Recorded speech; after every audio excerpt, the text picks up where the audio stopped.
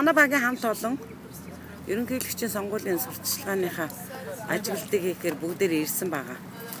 Тэгээд бүгдээрээ зураг авахулж байна.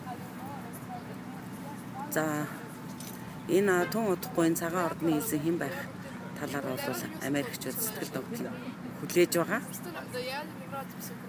За тэгээд манай багт бол зураглаач амраа явж байгаа. За найруулагч Отгон Баяр явж байгаа. Монголын Цахилгаан холбооны инженер манай судлаач Шинэ Түшиг явж байгаа. Ерөнхийлөгчийн хамгааллын газрын хэвлэл мэдээллийн ажилтан Сэлэнг гээд ийм одоо бүрэлдэхүүн бас явж байгаа. За ингээд зарим нь одоо сайхан зураг авах гээд энэ явчлаа.